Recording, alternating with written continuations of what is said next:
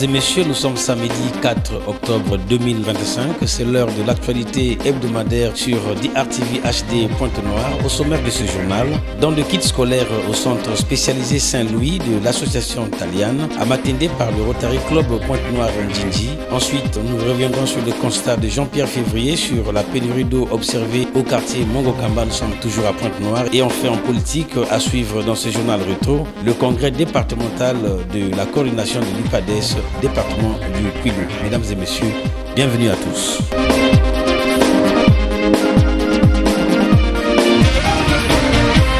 Rotary, unis pour faire le bien. Le Rotary Club Pointe-Noire Ndjindji, sous la conduite de sa présidente, Laetitia Manuel, a procédé ce samedi 4 octobre 2025 à la remise d'un don de kits scolaires et fournitures bureautiques à l'association Taliane, Centre Saint-Louis, créée en 2019 dont le siège social est situé au quartier Matendé, dans le 2e arrondissement Vunvu à Pointe-Noire. Ces enfants souffrant de l'infirmité motrice cérébrale sont pris en charge par ce centre spécialisé dans la rééducation et l'éducation des personnes vivant avec handicap. Ce, pour les amener vers l'autonomisation et l'insertion dans la société. En présence des parents de ces élèves et des membres du Rotary Club Pointe-Noire Ndjindji, le chargé de l'administration et des relations extérieures de l'association a insisté sur la stigmatisation. Cette association est créée pour donner une réponse à la situation de désespoir dans laquelle vivent de nombreux enfants en situation de handicap. Il y a le problème de la stigmatisation qui fait en sorte que quand on se retrouve dans une telle situation, alors vous voyez pour les enfants ce que ça représente comme calvaire. L'enfant, comme vous le savez, c'est un fruit d'amour. Natacha Tsatsa, directrice du centre Saint-Louis. Nous faisons la rééducation et l'éducation des enfants IMC d'abord et autres types de handicap par rapport à la demande, par rapport aux besoins. Nous avons 3 classes. La classe des précoces, le plus petit, ceux-là qui sont vraiment dépendants et dont l'âge varie entre 4 et 10 ans. Et nous avons la classe intermédiaire dont l'âge varie entre 10 et 15-16 ans. La classe spéciale, l'âge varie entre 16 et 24 ans. Du côté du Rotary Club Pointe-Noire Ndjindji, c'est la présidente qui s'est exprimée. Notre action de ce jour, ici dans ce centre d'accueil d'enfants présentant des troubles du neurodéveloppement, s'inscrit dans l'une des 7 causes prioritaires du Rotary international, à savoir l'éducation de base et de l'alphabétisation. Nous profitons de cette période de rentrée scolaire pour venir ici et apporter notre soutien, notre aide à ce centre pour ces enfants qui sont accueillis ici en faisant un don de kits scolaires dont ils ont besoin et qui les aideront dans leur parcours scolaire. S'en est suivi la remise symbolique de kits scolaires et fournitures de bureau. Tous les apprenants ont reçu des mains des membres du Rotary Club Pointe-Noire Ndjindji un sac. Véritable satisfaction des parents. Je remercie le Rotary Club d'assister ces enfants qui ont des gros handicaps et qu'on souhaite faire insérer dans la vie parce que tout le monde ne vit pas cette vie que nous vivons. Je tiens à remercier Rotary parce que nous sommes comme des parents abandonnés, rejetés, d'avoir pensé à nous, de nous avoir offert ce petit geste. Ça nous tient à cœur. Ce geste de cœur du Rotary Club Pointe-Noire Ndjindji vient donner du sourire à l'association Taliane de Nelly Françoise Comte, sa présidente.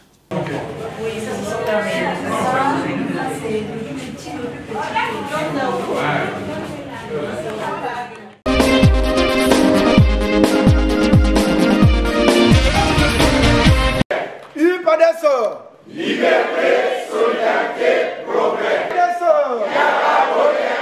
C'est dans la salle de réunion Robert Stéphane Tchétchélé de la sous-préfecture de Inda que s'est ouvert officiellement ce samedi 4 octobre 2025 le congrès départemental de l'Union panafricaine pour la démocratie sociale UPADES en cycle du Kwilu. Une cérémonie patronnée par Even Futuka Mamba, délégué national de l'UPADES, en présence des participants des 6 districts du Kwilu. Dès l'entame, le monde a assisté à l'accueil du président de la coordination départementale, la réception des délégués de la commission préparatoire du congrès ordinaire de l'UPADES. Ensuite, l'entrée en salle des symboles du parti et des effigies du président fondateur et du secrétaire général de l'UPADES. 2 allocutions ont marqué la dite cérémonie dans le mot de bienvenue du président de la coordination départementale, Ange Maurice Tiati Dibakissa. Ce dernier a situé la trame de l'événement du jour en mettant en valeur la détermination de sa base départementale. Ouvrant les travaux du congrès, le délégué national a reprécisé les enjeux de ce congrès départemental avant d'inviter les militants de s'enrôler massivement sur les listes électorales. Le congrès départemental du Kwilu, qui s'ouvre aujourd'hui, a pour mission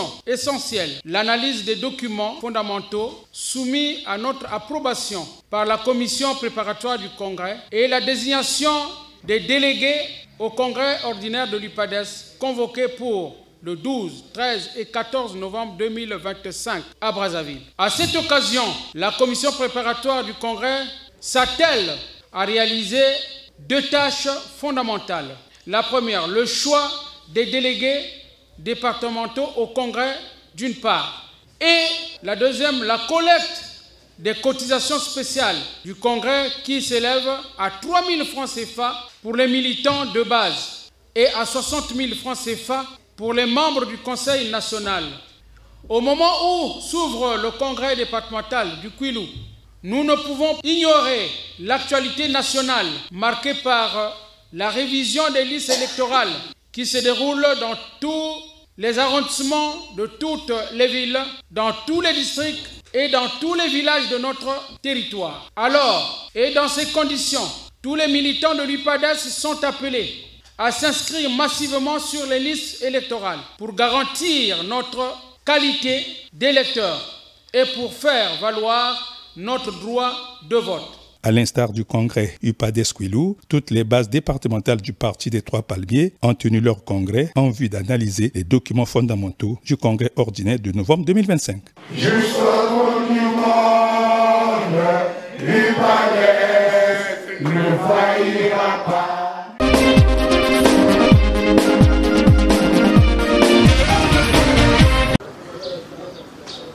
Tous derrière le vénérable docteur Julien Ignace Matete Mounois, les habitants des quartiers Esmi et Gaïa à Dolisie se sont massivement mobilisés pour assainir leur environnement. Une initiative du vénérable Julien Ignace Matete Mounois s'inscrivant dans le cadre de la 2e édition de cette opération entreprise du 21 au 28 septembre 2025. La participation des chefs de quartier, 8 au total, et des associations Esmi Mon Quartier et Dolisie de demain a été très effective pour la réussite de cette action salvatrice et citoyenne. Le couloir naturel mêlé, traversant les 2 arrondissements de Dolisie, à savoir Fundu Fundu et Yulupungi, a été bien curé tout au long de cette opération, bien accueillie par les chefs de quartier et riverains interrogés. Les pluies bientôt vont commencer et que la rivière mêlée de la saleté et que si on ne cure pas, il ne faut pas faire le curage, les eaux là vont déborder et rentrer dans les parcelles des gens. C'est un soulagement pour la population qu'on puisse curer la rivière mêlée. Nous sommes venus assister, encourager, féliciter le vénérable qui est arrivé, qui a trouvé l'initiative de curer, libérer les caniveaux avant la tombée des pluies. Voilà pourquoi nous sommes là. En tout cas, c'est une initiative à beaucoup féliciter. La population riveraine, nous leur demandons, n'est-ce pas, de s'imprégner, d'accompagner cette initiative du vénérable Matete pour, n'est-ce pas, assainir nos quartiers. Pas donner à n'importe qui. Il y en a qui sont passés là, ne faisaient même pas de gestes. Vraiment qu'on doit le conserver. Au terme de l'opération, l'initiateur s'est ainsi exprimé. L'association Esmi Mon Quartier et l'association Dolisie de demain ont une initiative que j'accompagne toujours. C'est l'initiative de curer ce grand canal qu'on appelle Mêlé, qui traverse presque Dolisie et qui est source de beaucoup d'incivisme. Les populations jettent les déchets et chaque année, nous venons pour curer ce caniveau, pour rendre notre cadre de vie propre, pour chasser la maladie. Ainsi, nous accompagnons nos populations à vivre dans les conditions meilleures et à faire de la prévention sur la santé. Le ministère, pas forcément, mais beaucoup plus la mairie de Dolisie. Nous allons faire un plaidoyer auprès des autorités municipales. Je suis moi-même conseiller municipal de la ville de Dolisie on va rapporter l'information. Effectivement, les populations sont souvent amenées à déposer les décharges dans ce grand canal, et ce qui fait que de temps en temps, il soit bouché. Et quand il est bouché, quand nous avons les pluies, l'eau refoule dans le quartier et il y a beaucoup de moustiques, des réservoirs de moustiques qui font que nos populations ne vivent plus dans les bonnes conditions.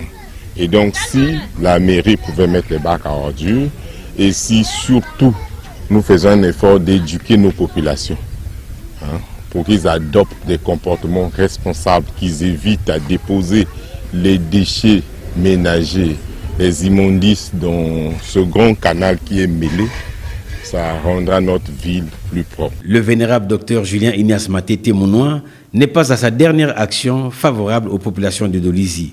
Il sollicite l'engagement citoyen des Dolisiens pour éviter les maladies de santé publique que la ville a déjà connues il y a quelques années.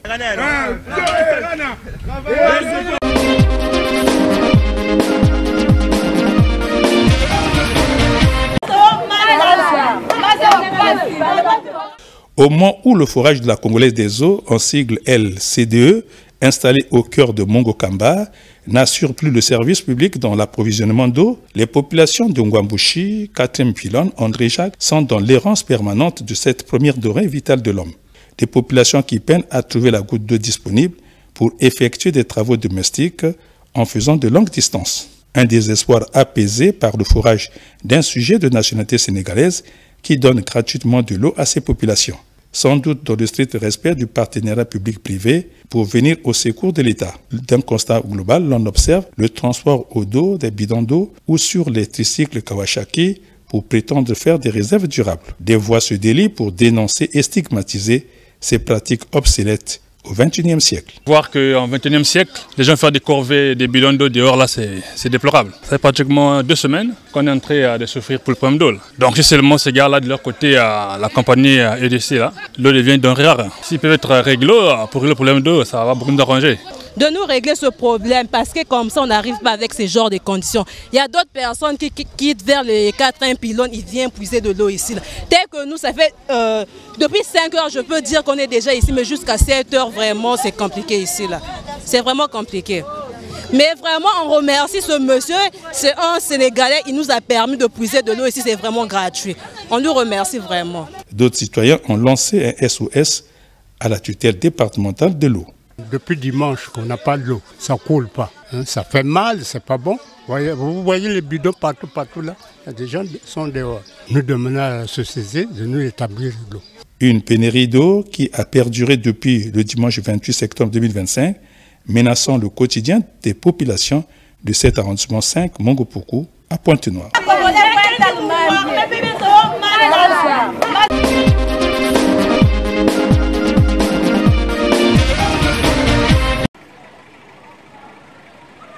La rentrée des classes de l'enseignement préscolaire, primaire, secondaire et de l'alphabétisation au titre de l'année scolaire 2025-2026 a bien connu un succès dans le département du Kwilu.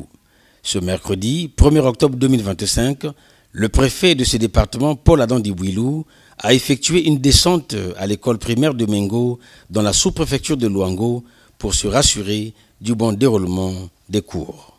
Accompagné des corps constitués départementaux, l'autorité préfectorale a souhaité bon vent aux apprenants. Dans les salles de classe de cette école primaire, beaucoup sollicitée, plusieurs élèves ont répondu présents dès ce premier jour de l'année scolaire. Du côté du personnel enseignant, l'effectivité a été de mise.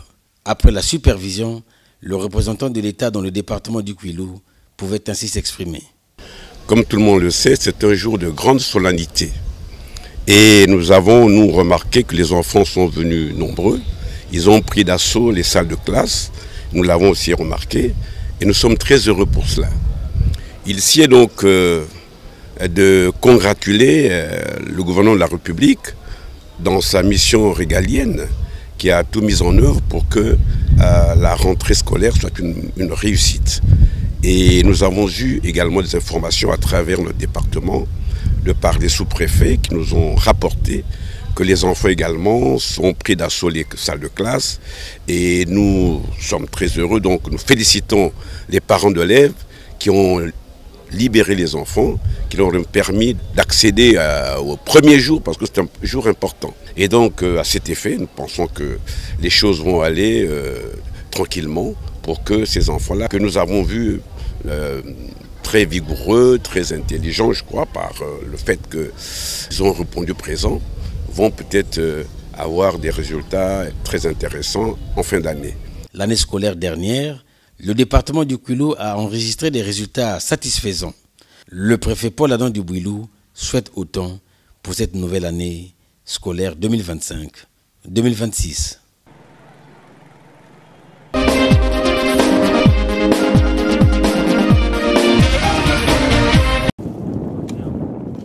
Au circuit du village Mengo, dont la sous-préfecture de Luango est située, la zone Touba, cadre rural, où vivent environ 4000 habitants. Une zone enclavée de Mengo au regard du tableau noir de son quotidien en proie aux difficultés socio-économiques répugnantes. Des difficultés d'eau, d'électricité, des voies d'accès à Mengo pour une zone rurale qui mérite une cure d'urbanisation par les pouvoirs publics. Ici, des initiatives d'assainissement réguliers s'organisent sous l'impulsion du président de la zone et son secrétaire général pour arrimer Touba à la modernité. Des opérations d'assainissement pour ouvrir les avenues enfouies dans les herbes aux frontières des habitations isolées. Sur l'avenue 10 mètres, par exemple, les autorités de la dite zone ont créé un marché de fortune pour faciliter la vente des aliments de première nécessité. Avant de lancer un SOS à l'État, le secrétaire général a étalé les difficultés de sa zone rurale. Au niveau de Touba, nous avons beaucoup de difficultés. La première difficulté qu'on avait constatée quand nous étions nommés, c'est le marché. Ici, dans la zone de Touba, les gens pour aller faire le marché, il fallait qu'ils partent d'abord au péage. Il fallait d'abord payer les transports. Et quand on a regardé ça, ça nous avait vraiment touché à cœur de voir que nos populations étaient en difficulté. Nous sommes arrangés à tel point qu'on puisse créer le marché. Maintenant, d'autres difficultés que nous avons, on n'a pas l'électricité ici. Le courant s'est arrivé vers le mur de Nyangadou, mais on ne l'a pas traversé. La population ne peut pas l'exploiter. Dans un élan de solidarité, le président de la zone s'est insurgé contre les actes de déviance de certains propriétaires fonciers. Quand on était nommé, on a constaté qu'il y a eu des propriétaires fonciers qui commençaient à abuser sur l'espace de l'État. Longtemps que nous sommes des garants des biens de l'État, nous sommes imposés. On s'est dit, ça ne peut pas passer comme ça. Et on était obligé de créer un marché de manioc ici pour les effrayer de ne plus continuer à revenir revendre. Donc, cet espace est provisoire pour nous, les habitants de Touba. Et on a mis un marché et au moment où que l'État penserait qu'ils doivent commencer à créer la voie parce que c'est l'espace qui est réservé pour une avenue de 100 mètres. Donc une fois que l'État commence à mettre en action ces projets, bon, je pense qu'on va être obligé de se déguerpir, attendre, aller à l'endroit qui est approprié pour la zone. Jusque-là, on n'a pas encore un endroit qui est approprié pour la zone pour créer un marché. Ça là, on a fait tout pour effrayer les gens qui veulent utiliser, en fait les propriétaires français qui viennent toutefois vendre l'espace de l'État. Voisine du nouveau site pétrolier et des installations de la SNPC, la zone Touba caresse le bonheur de bénéficier des atouts de la nouvelle donne socio-économique à venir.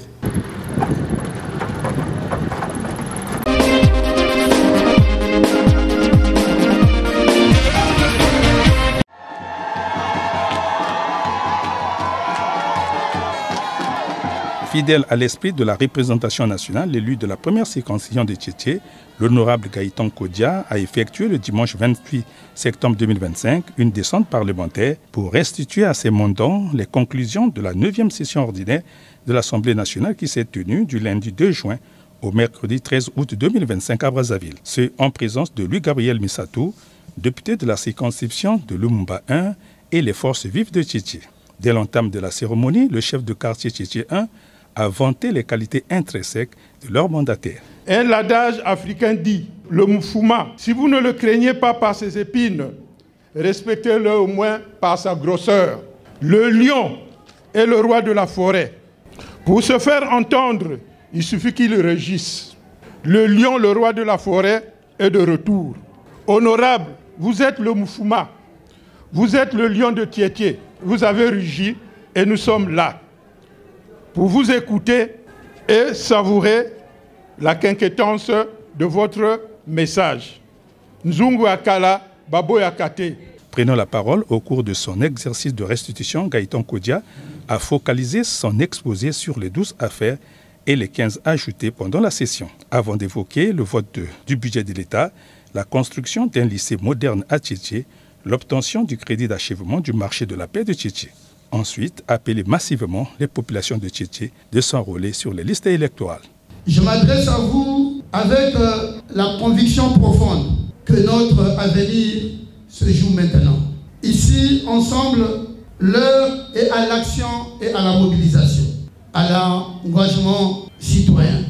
Dans quelques mois, notre pays vivra un moment décisif, l'élection du président de la République. Et avant cela, une étape cruciale nous attend. Il nous reste 34 jours pour l'opération de révision des listes électorales. Et je vous le dis avec force que chaque inscription est une pierre posée sur le chemin de notre démocratie. Je vous le dis encore avec insistance. Chaque inscription est un acte de souveraineté. Inscrivons-nous massivement. Mobilisons-nous sans relâche. Je vous appelle, vous tous, habitants de l'arrondissement 3-Tchétché, jeunes et moins jeunes, femmes et hommes, à participer massivement à cette opération. Celui qui veut aller vite marche seul, mais celui qui veut aller loin marche avec les autres. Je veux marcher avec vous. Et nous marcherons ensemble, unis, déterminés vers les futures victoires. Le tout couronné par un échange de vues entre les mandants et le mandataire, avec la question cruciale de la carte nationale d'identité, reprécisée par le vice-maire Louis-Gabriel Missatou. Une descente parlementaire conviviale qui s'est achevée par un carnaval jusqu'à la résidence de l'honorable Gaëtan Kodia.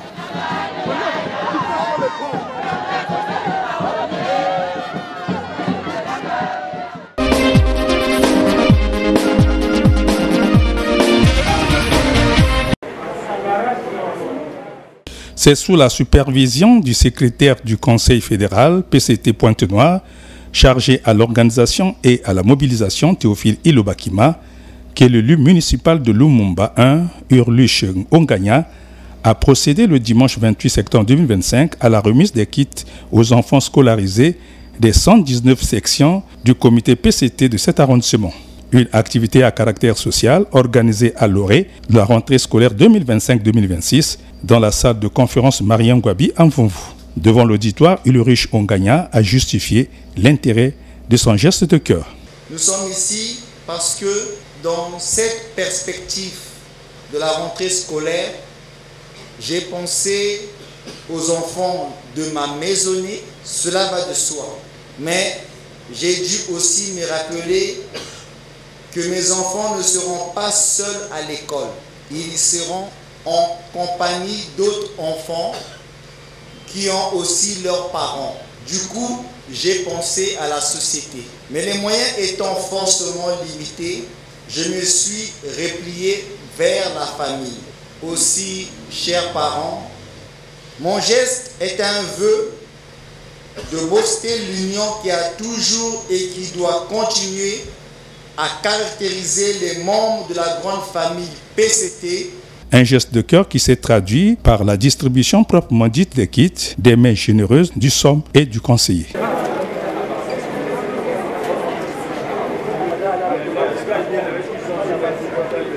Suivi du mot de remerciement des enfants aux donateurs.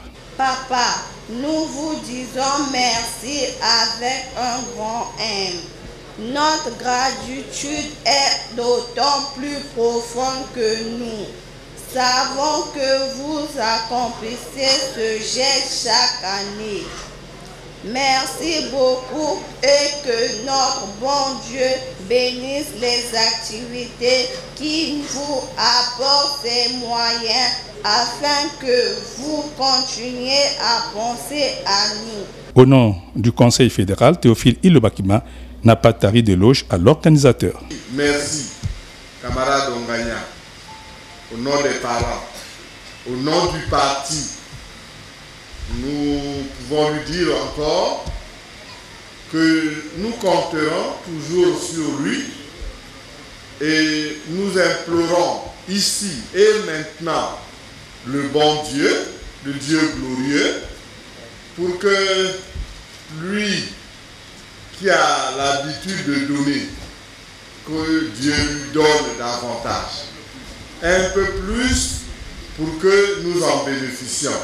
Une contribution symbolique de kit du conseiller Ulrich Ongania ayant marqué sa reconnaissance à sa base électorale municipale et à la grande famille du comité PCT de Lumumba 1.